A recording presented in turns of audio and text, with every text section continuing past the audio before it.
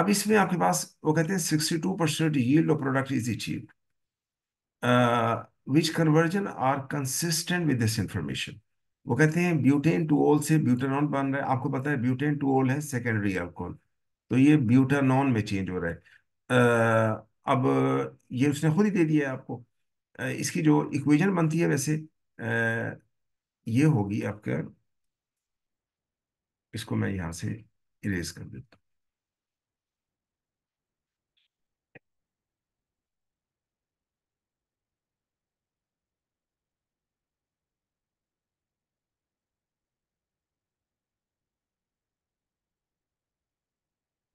अच्छा, butane two ओल, this is butane two ओल। ये हमारा डबल बॉन्ड ओ, ये सी, सी बाकी एच लग जाएंगे हमारे। ये ब्यूटेन टू ओल ये प्रोडक्ट है,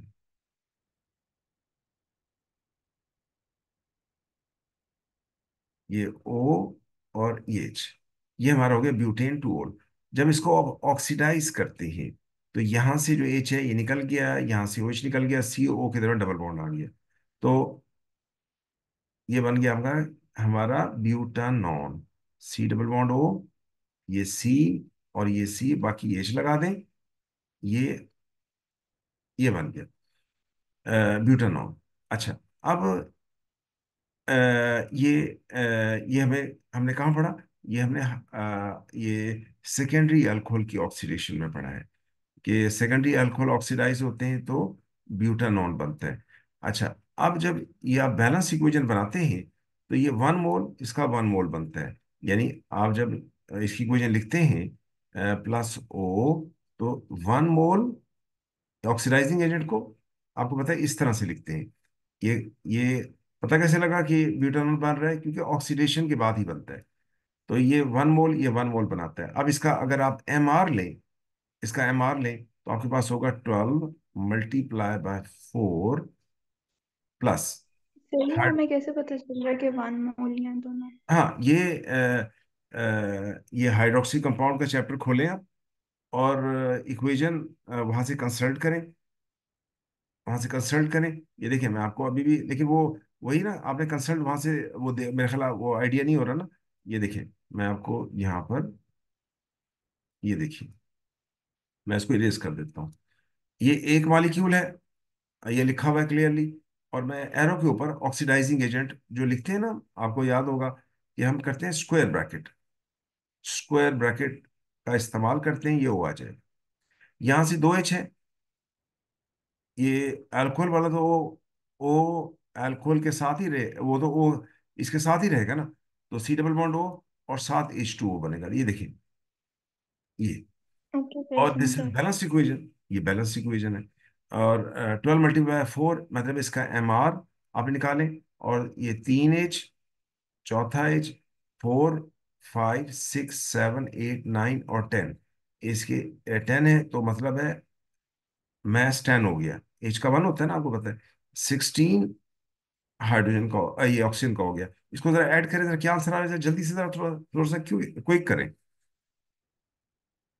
12 × 4 प्लस 10 प्लस 16, जी।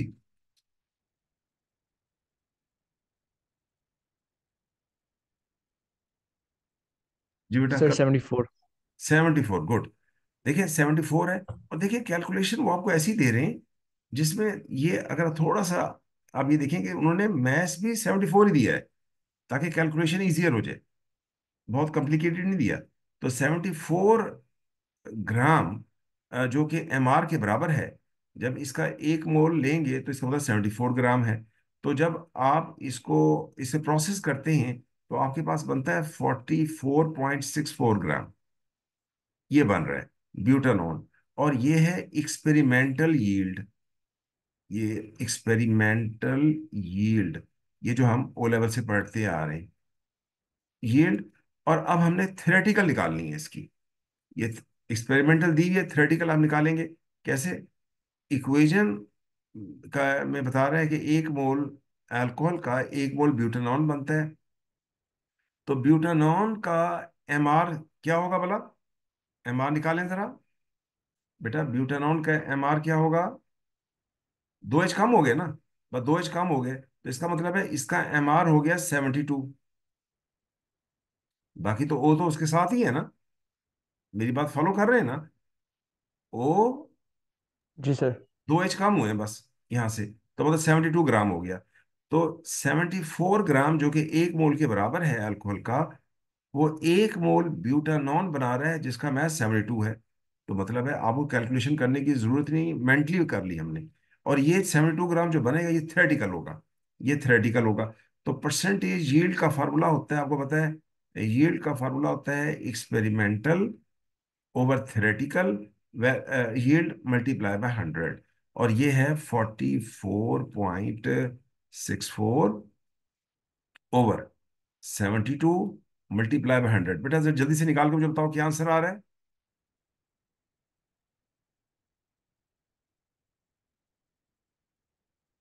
सर ये 72 में से माइनस नहीं होगा 44.6? परसेंटेज यील्ड निकाल रहे हैं, एक्सपेरिमेंटल सर 62। परसेंट, वो परसेंट। सर हम एक्सपेरिमेंटल माइनस थ्योरेटिकल नहीं करते? ना ना, sorry experimental theoretical. Over theoretical. Okay sir. ठीक है, इसे करेक्ट कर लो, एग्जाम में ये ना लगा दीजिएगा। Experimental over theoretical value multiply by 100। जी बेटा क्या आता है आंसर? Sixty sir two 62 percent percent ये देखें 62%, ये आ गया। और इसी तरह जब हम सेकंड का करेंगे, थर्ड का करेंगे, तो आंसर ये जो हैं, ये जो हमसे दिए हैं यही निकलेंगे। अब ये आप करके देखिएगा। लेकिन मैं प्रोडक्ट्स, अब आपको पता है कि ब्यूटेन 1 ऑल है ना, प्राइमरी अल्कोहल है, इससे बन रहा है ब्यूटानोइक एसिड, और ये भी 1:1 है। आप बना के चेक कर लें बेशक। और ये टॉपिक कौन सा है? ये आपका वो जो प्राइमरी अल्कोहल की ऑक्सीडेशन कर रहे हैं, ये हमने इक्वेशन लिखी हुई है, वो हो जाएगा। तो बिल्कुल इसी तरह से। और ये है एक्सपेरिमेंटल। थ्योरेटिकल इसी तरह होगा, ये 74 ग्राम ब्यूटेन 1 ओल, ये इसका एम आर ही है, जहाँ तक मेरा ख्याल है इसका एम आर ही है। अब वो आप देख लें। तो और इसी तरह थर्ड का 74 ग्राम, ये 2 मिथाइल प्रोपेनोइक एसिड बना रहे हैं। 2 मिथाइल प्रोपेन 1 ओल, आपको पता है OH ग्रुप पहले कार्बन पर है, तो प्रोपेनोइक एसिड बनाएगा, एसिड बनाएगा, और मिथाइल वैसे रहेगा। उसी तरह इसका इसका एम आर निकालें आप। इसका एम आर निकालेंगे, वो उसकी थ्योरेटिकल यील्ड आ जाएगी। ऊपर ये रखें, नीचे थ्योरेटिकल लिखें, मल्टीप्लाई बाय 100। तो इस तरह से इसका जो जब आप प्रोसेस करेंगे तो इसको तीनों ऑप्शन सही आएंगे आपके। लेकिन करना है, ये करके देखिएगा, ताकि आपको पता लगे इसका। ये करना है ऐसे ही जैसे मैंने किया। Is any confusion? बेटा कोई कंफ्यूजन इसमें? सर सर जी। आपने डिवाइड एमआर से क्यों किया है? डिवाइड एमआर से मैंने इसलिए किया कि आप देखें बैलेंस इक्वेशन बता रही है कि 1 मोल, आप ये देखें कि 1 मोल आपके पास है इसका, ब्यूटेन 2 ओल का, 1 मोल का वजन है 74 ग्राम। इस बात को मेरी फॉलो कर लें। जी और ये सर। बना रहा है 1 मोल ब्यूटानॉन, 1 मोल का वजन है 72 ग्राम। तो इसका मतलब है 1 मोल ही बनाएगा थ्रेटिकली, तो 74 ग्राम बनाएंगे 72। तो ये इसकी थ्रेटिकल यील्ड आ गई। क्यों? उसने क्वेश्चन में जो दिया हुआ है स्टार्टिंग मैस ब्यूटेन 2 ओल का, वो भी 74 दिया हुआ है। मेरी बात फॉलो की ना? जी मेरी सर। बात, अगर वो कहता जी 50 ग्राम है, तो फिर आपको कैलकुलेशन करनी पड़ती। वो कैलकुलेशन कैसे करनी पड़ती? आप कहते, ये मैं देखें यहाँ पे कर रहा हूँ, आप कहते हैं 74 ग्राम आपको दे रहा है 72 ग्राम ब्यूटा ब्यूटानॉन दे रहा है।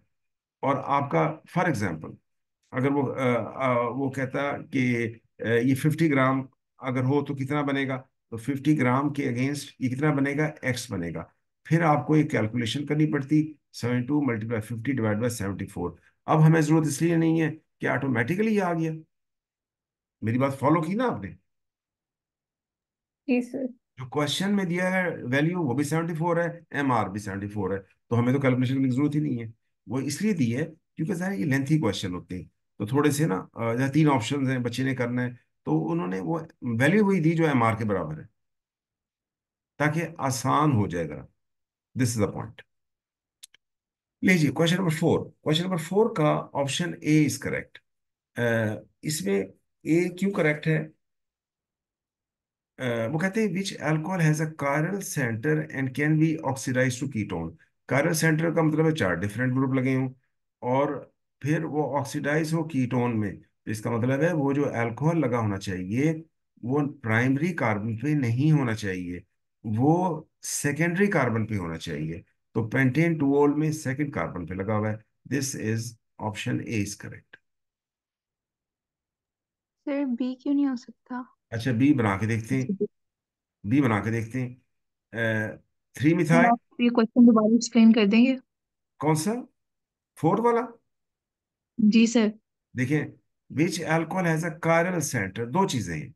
वो कहते हैं कौन सा अल्कोहल कायरल सेंटर है, कायरल सेंटर है और can be oxidise to ketone, और कीटोन भी बना सकता है। वो दो चीजें हैं, कायरल सेंटर भी होना चाहिए। कायरल सेंटर क्या होता है? 4 डिफरेंट ग्रुप लगने चाहिए। अब मैं पहले ए का बना देता हूँ आपको। देखिए, ए में ऑप्शन में पेंटेन टूओल है, ये मैं नीचे बना रहा हूँ। पेंटेन टूओल है, 5 कार्बन है, ये 5 कार्बन है। पेंटेन टू ओल है तो 2 पर सेकंड कार्बन चाहे यहां से काउंट कर लें, लेफ्ट साइड से काउंट कर लें, राइट साइड से काउंट कर लें, उससे फर्क नहीं पड़ता। तो ये OH ग्रुप लगा हुआ है, ये लग गया। बाकी यहाँ पर H है, ये सारे H है, ये। तो ये बना पेंटेन टू ओल। अब मुझे आप जरा गौर से देखिएगा, ये OH ग्रुप जिस कार्बन से अटैच है, ये कार्बन सेकेंडरी कार्बन है या नहीं? इसके साइडों में दो सही कार्बन सर। लगे हुए नहीं लगे हुए? तो जो सेकेंडरी अल्कोहल होता है वो कीटोन बनाता है। ये इसकी रिक्वायरमेंट थी, तो यहाँ पे कीटोन बनेगा, नंबर 1। नंबर 2, कायरल सेंटर भी है, ये देखें, OH ग्रुप लगा हुआ है। आपने देखा कि ये OH ग्रुप लगा हुआ है, यहाँ पर H लगा हुआ है, मैं लगाया नहीं, यहाँ पे H लगा हुआ है, ये मिथाइल लगा हुआ है, ये सारा ग्रुप लगा हुआ है। मेरी बात फॉलो की आपने? जी बेटा, मेरी बात फॉलो की कि ये जी सर। कायरल भी है। जी जी सर। Is it clear? जी सर। कायरल भी है यस और सर। दोनों ऑप्शंस करेक्ट हैं। अच्छा, अब मुझे क्वेश्चन कर रहे थे 3 मिथाइल हेक्सेन 1 ओल क्यों नहीं है? वो 1 ओल इसलिए नहीं बेटा, देख के देखो।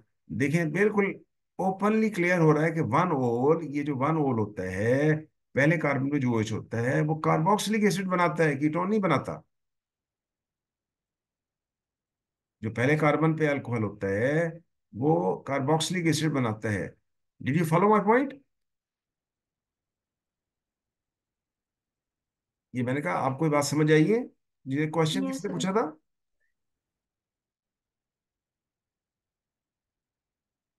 अच्छा, 32 का what is the correct name of the molecule with skeletal formula this. अच्छा, अब आपने नंबरिंग कहाँ से करनी है? जहां से फंक्शनल ग्रुप करीब होता है। अब फंक्शनल ग्रुप कहाँ से करीब है? वो है लेफ्ट साइड से हमारे। तो हम कहेंगे 1, ये 2, ये 3, ये 4 और दिस इज 5। तो ये हमारा बना 1 2 3 4 5। और ये लंबी चेन जो होती है उस साइड पे जाती है। तो थर्ड कार्बन पे आप देखें 2 मिथाइल है, एक मिथाइल ये है, दूसरा मिथाइल ये है, तो इसका नाम हुआ 3,3 डाई मिथाइल और पेंटेन टू ओल। तो this is C option is correct. अगर कोई डाउट हो तो बताइएगा। 33, 33 में वो कहते हैं कि vitamin vitamin A contains retinol. अब वो कहते हैं स्ट्रक्चर बना हुआ है रेटिनॉल का। Under appropriate conditions acidified KMnO4 can be use to break apart CC bond. ये हमने पिछली क्लास में डिस्कस किया था कि जो हॉट होता है कंसंट्रेटेड, मतलब है ये होता है वो ब्रेक करता है। ब्रेक अपार्ट वो कौन करता है? कॉन्सेंट्रेटेड हॉट KMnO4 सॉल्यूशन वो करता है। After these bonds have been broken, further oxidation of the fragments में अक्कर, मजीद ऑक्सीडेशन होती है। Under these, under which condition is the esterified KMNO4 used, and what do the final products includes? Final product कौन सी होंगी? अच्छा, अगर आप इसमें देखें, ये मॉलिक्यूल अगर ब्रेक होगा, ये आपके पास, तो इसमें कौन कौन सी चीजें बनेगी? दिस इज 33, इसकी ऑप्शन डी इज करेक्ट। अच्छा, डी क्यों है? क्योंकि डबल बॉन्ड ब्रेक अपार्ट का मतलब है स्प्लिट हो रहा है, वहां से स्प्लिट हो रही है चेन। तो इसका मतलब ये है कि ये हॉट कंसंट्रेटेड होना चाहिए, तो ये डी में हॉट कंसंट्रेटेड भी है। फिर जब ये टूटेगा तो इससे इसमें कार्बोक्सिलिक एसिड भी बनेंगे और कीटोन भी बनेंगे। क्यों? आप देखिए कि इसमें एक डबल बॉन्ड जो कार्बन है, वही वो कार्बन चेन के दरमियान में है, चेन के दरमियान में है। और जो चेन के दरमियान में होते हैं वो अलहदा होकर, वो जैसे ये भी चेन के दरमियान में है, ये भी चेन के दरमियान में है, ये भी चेन के दरमियान में है, ये चेन के दरमियान सारे, तो ये चेन के दरमियान में है। जब चेन के दरमियान में है तो ये वहां से ब्रेक होंगे, और वो कार्बन जहां से ब्रेक होगा वो सी डबल बॉन्ड ओ बनाएगा। अगर उसके साथ एच लगा होगा, जैसे एच लगा हुआ है किसके साथ, यहाँ पे चेक करें, मैं आपको एक जगह पे दिखा देता हूँ। जैसे ये देखिए बेटा, यहाँ पर ये मैं, ये वाला, ये पॉइंट किया मैंने, यहाँ पर एच लगा हुआ था, और यहाँ पर मिथाइल लगा हुआ है, ये मिथाइल है। तो जब ये अलहदा होगा तो जो लेफ्ट वाला होगा सी डबल बॉन्ड ओ, ये मिथाइल, और ये फिर आगे चेन फिर चली जाएगी, आगे उसी, आगे यानी और एक्सटेंड होगी, फिर यहाँ से भी टूटेगा, अब यहाँ से टूटेगा। तो मतलब कहने का ये है कि इसमें ये सी डबल बॉन्ड हो, ये CH3, आगे फिर कार्बन आ जाएगा, तो ये कीटोन हो गया, कीटोन बनाएगा। और कार्बोक्सिलिक एसिड भी बनेगा कहाँ से? ये जो राइट वाला है, ये जो आपका राइट वाला है, ये वाला, ये सी डबल बॉन्ड ओ, जो इसका एच होगा वो एच में चेंज हो जाएगा, फिर ये जो पीछे चेन होगी ये आगे चली जाएगी, पीछे जो है वो एक्सटेंड हो जाएगी। तो मतलब है ये ग्रुप भी आएगा और ये ग्रुप भी आएगा, जो कहने का मकसद है। बाकी प्रोडक्ट्स में कितने कार्बन होंगे वो उसने नहीं पूछा। तो इसमें कीटोन भी बनेगा, कार्बोक्सिलिक एसिड भी बनेगा। मैं दोबारा यार रिकैप, हो सकता है, जी क्या करें? एल्डिहाइड भी तो प्रोड्यूस हो सकता है। हाँ, ये करेक्ट कर लें, अब इसको बड़ा इंपॉर्टेंट है। एल्डिहाइड नहीं प्रोड्यूस होगा कभी भी। जो इन बिटवीन कार्बन होंगे, चेन के दरमियान होंगे, जैसे ये देखें, इन बिटवीन डबल बॉन्ड वाले कार्बन होंगे, ये जैसे ये इन बिटवीन है। अब यहाँ पर ये कार्बन लगा हुआ है, यहाँ पे H लगा हुआ है। जो राइट वाला होगा ये अलहदा होकर कार्बोक्सिलिक एसिड बना लेगा, लेफ्ट वाला कीटोन बनाएगा, क्योंकि जब यहाँ से टूटेगा तो ये सी डबल बॉन्ड ओ में चेंज होगा। अल्काइल ग्रुप वैसे के वैसे कॉपी हो जाते हैं। सर हमने पढ़ा था कि एल्डिहाइड भी प्रोड्यूस हो सकता वो है। आपने पढ़ा था प्राइमरी अल्कोहल में। प्राइमरी अल्कोहल ऑक्सीडाइज करें ना, जब हीट एंड डिस्टिल ऑफ करें, तो वो एल्डिहाइड बनता है। ये जो है, ओके सर। ठीक है ना, ये तो वो दूसरा रिएक्शन है। अच्छा जी, आगे चलिए।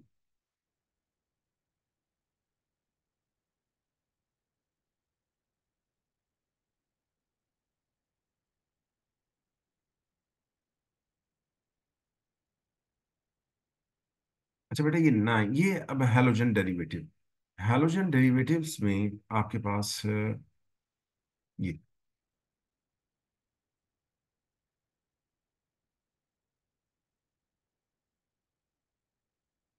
वो कहते हैं in the hydrolysis of bromo ethane, आपके पास ब्रोमो इथेन है, ये अ, ये ब्रोमो इथेन है, ये हो गया। जब आप सोडियम हाइड्रोक्साइड से रिएक्ट कराते हैं, what is the nature of attacking group? Attacking group में OH माइनस होगा, जो कि न्यूक्लियोफाइल है, और जो लीव आउट करेगा वो बी आर माइनस है। तो मतलब है डी ऑप्शन करेक्ट है। न्यूक्लियोफाइल ही अटैक करेगा, एक न्यूक्लियोफाइल अटैक करेगा, दूसरा नहीं सॉरी, हाँ न्यूक्लियोफाइल, न्यूक्लियोफिलिक, और जो लीव करेगा वो भी न्यूक्लियोफाइल होगा, बी आर माइनस। तो डी ऑप्शन इज करेक्ट। एक न्यूक्लियोफाइल ऐड होगा, दूसरा न्यूक्लियोफाइल निकलेगा। तो दिस इज न्यूक्लियोफिल फाइल बोथ। ये कौन सा टॉपिक है? ये टॉपिक है हमारा हेलो अल्कीन, चैप्टर नंबर 3। और ये NaOH के साथ रिएक्शन है, पहले रिएक्शन है। क्वेश्चन 10 का, X is an organic compound that gives a precipitate with aqueous silver nitrate. Silver nitrate डाल रहे हैं। This precipitate remain undissolved when concentrated aqueous ammonia is added. Aqueous ammonia आप ऐड करते हैं, वो अनडिजॉल्व रहते हैं। अच्छा, अब ये कौन सा टॉपिक है? ये टॉपिक है चैप्टर हेलो अल्कीन का ही टॉपिक है। और वो है relative stability of C X bond. C X bond, ये इससे कर रहे हैं, इस टॉपिक से रिलेट कर रहे हैं। और ये एंडिंग पर है, यानी सी एक्स बॉन्ड की रिलेटिव स्टेबिलिटी। हम कैसे चेक करते हैं? सिल्वर नाइट्रेट सोल्यूशन डाल देते हैं। तो होगा क्या? ये जब एक्स माइनस निकलेगा, ये एक्स माइनस सी एल भी हो सकता है, बी आर भी हो सकता है, आई माइनस भी होता है। तो होता ये है कि जब कंसनट्रेटेड, पहले अगर सी एल माइनस होगा तो white PPT, B R minus होगा तो क्रीम पीपीटी, और आई माइनस होगा तो येलो पीपीटी। फिर हम क्या करते हैं? उसको कंफर्म करने के लिए पीपीटी को दो हिस्सों में डिवाइड करते हैं, और उसको हमने उसमें हमने डाइल्यूट NH3 और कॉन्सेंट्रेटेड NH3 डाल देना होता है। जो डाइल्यूट वाला होता है, अब जो Cl के जो पीपीटी होते हैं वो दोनों में डिजॉल्व हो जाते हैं। जो Br के साथ पीपीटी बनते हैं वो कॉन्सेंट्रेटेड में डिजॉल्व नहीं, कंसंट्रेटेड में डिजॉल्व नहीं होते, कंसंट्रेट में डिजॉल्व हो जाते हैं। डाइल्यूट में अपने डाइल्यूट में डिजॉल्व नहीं होते, कंसंट्रेटेड में हो जाते हैं। और आयोडो, जो आपके आयोडो हैं वो दोनों में डिजॉल्व नहीं होते। यानी जो आपके होंगे वो Cl के साथ वो दोनों में डिजॉल्व हो जाते हैं। आयोडीन के जो होंगे वो दोनों में डिजॉल्व नहीं होते। अब ये कहाँ से आपको पता लगा? ये हेलोजन का चैप्टर जो है, ये जो इनऑर्गेनिक केमिस्ट्री है उसके साथ ये लिंक कर जाता है। यानी ये जो है उसके साथ लिंक कर जाता है। और इसमें आपके पास what what is the possible identity of x. तो इसमें आइडेंटिटी क्या होगी? क्यों कि पीपीटी वो कह रहे हैं रिमेन, प्रिसिपिटेट रिमेन। तो प्रिसिपिटेट रिमेन किसके होंगे? जिसमें आयोडीन होगा। तो वन आयोडो मीथेन के जो होंगे उसके पीपीटी रहेंगे। मैं इसको दोबारा रिकैप कर रहा हूँ। देखें, जो क्लोराइड के साथ पीपीटी बनते हैं, यहाँ से जब ये Cl निकलेगा तो Cl माइनस होगा, Ag+ से मिलकर AgCl बना लेगा। जब आप उस पीपीटी को दो हिस्सों में डिवाइड करेंगे और NH3 एक्वस डाइल्यूट और कंसनट्रेट डालेंगे तो दोनों में पीपीटी डिजॉल्व हो जाएंगे। और जब Br होगा तो वो AgBr बनाएगा, कॉन्सेंट्रेटेड NH3 में डिजॉल्व हो जाएंगे, डाइल्यूट में नहीं होंगे। तो इसका मतलब ये हुआ, एक में होंगे दूसरे में नहीं होंगे। और जो आयोडाइड होगा उसमें दोनों में नहीं होंगे। तो अब वो इसमें जो आपसे वो कह रहे हैं कि पीपीटी बने सिल्वर नाइट्रेट के साथ, दिस प्रेसिपिटेट रिमेन अनडिजॉल्व।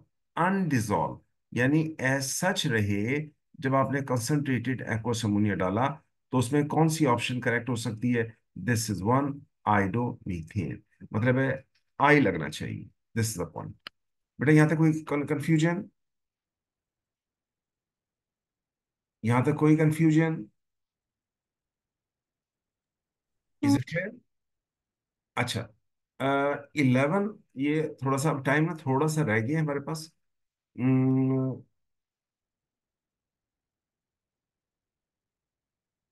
लेकिन हमें थोड़ा सा ना ब्रेक लेनी पड़ेगी फिर थोड़ा सा। मेरे पास आधे घंटा। आप आप दोबारा से ना तकरीबन 10 मिनट्स बाद दोबारा ज्वाइन कर लीजिएगा। ठीक हो गया? दोबारा ज्वाइन कर लीजिएगा क्योंकि टाइम खत्म हो रहा है, क्योंकि थोड़ी सी ब्रेक आएगी इसमें। ओके, अल्लाह हाफिज।